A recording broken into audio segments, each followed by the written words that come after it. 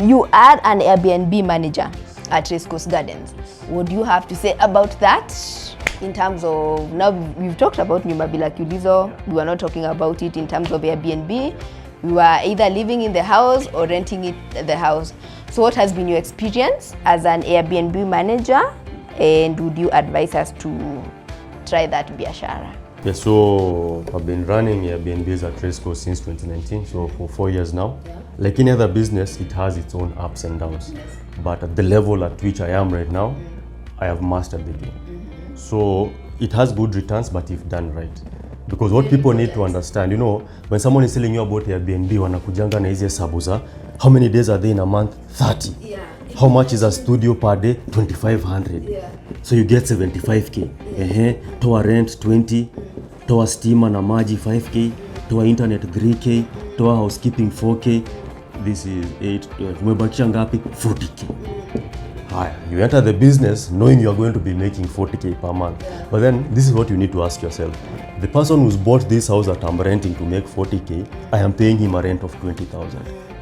Yet this person spent 3.5 million.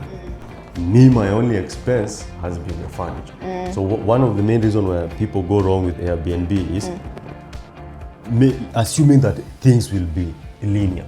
It's quite possible out of 30 days you get occupied for 7 days. Assuming that people assume you'll get 100% occupancy. Which is hardly ever the case. Yeah. Yes. So the best case scenario is you can hope, if you're doing anywhere between 18 to 20 days average per month, this is good business. You can be able to break even and pay and make some good money. With Airbnb, this is usually my guiding principle.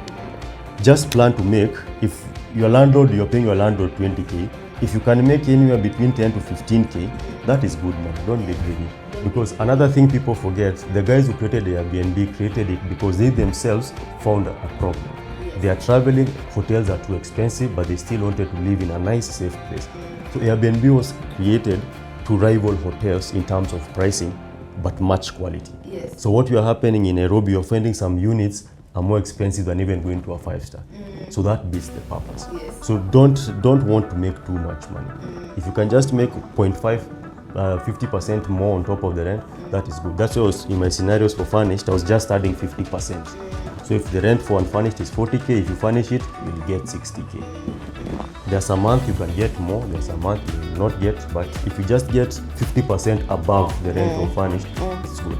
Okay. And also, what I wanted to say, we are doing a promotion whereby the first 10 people who will buy under nyumba bila kiulizo for the sole purpose of renting out, and they want to do BNBs, we are going to manage for them for the entirety of the contract until they've paid the entire amount. Yes, but it's only open to 10 people, because with 10, we can be able to confidently tell you we can match, we can give you this fixed amount every other month.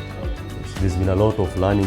When you've been doing something for close to 5 years, the first 2 years was just learning, knowing what works, what doesn't work. Then the next 3 years has been about perfection. Yeah. Yes. I love this conversation.